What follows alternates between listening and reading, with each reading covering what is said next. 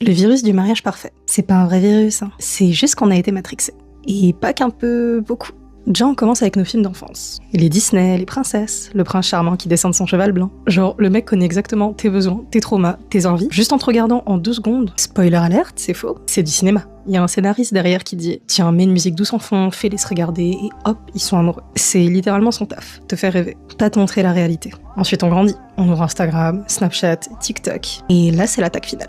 Des couples parfaits, des vlogs où ils se disputent jamais, des cadeaux énormes, des voyages, des demandes de mariage avec 3000 roses. Mais t'es au courant qu'ils ont coupé les 14 disputes qu'ils ont eues juste avant? C'est les réseaux. On montre ce qui brille, pas ce qui pique. Et le pire, c'est qu'on finit par croire que c'est ça, le mariage. Alors que le mariage, c'est pas un drama coréen. Les Coréens eux-mêmes le savent. Le mariage, c'est pas un truc où tu te réveilles et tout est parfait. Parfait, fleuri, tout est aligné. La vérité, c'est que c'est 2 humains différents, avec leurs caractères, leurs défauts, leurs limites, qui essayent de construire quelque chose ensemble. Et ça demande des explications, des concessions, et surtout de la patience. Oui, vous allez avoir des désaccords. Oui, il y a des moments où toi tu vas trouver des choses logiques, alors que pour lui ça reste un mystère. Et parfois vous allez vous regarder en mode « Mais pourquoi t'es comme ça ? C'est normal, vous êtes pas cloné, vous apprenez. » Jour après jour. Je vous jure, on idéalise trop. On veut l'amour parfait, le couple parfait. Tout ça sans effort, sans friction.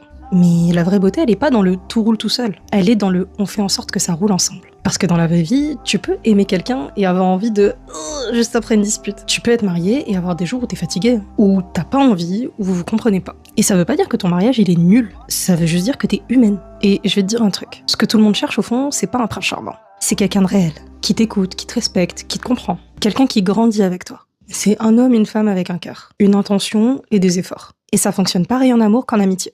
C'est pas magique, c'est pas instantané. Ça demande du travail, du respect, de la sincérité, des efforts mutuels. Alors notre génération, elle doit arrêter de courir derrière un fantasme et commencer à construire des réalités. Parce que la vraie vie, elle peut être encore plus belle. Juste pas aussi esthétique, mais bel et bien plus belle.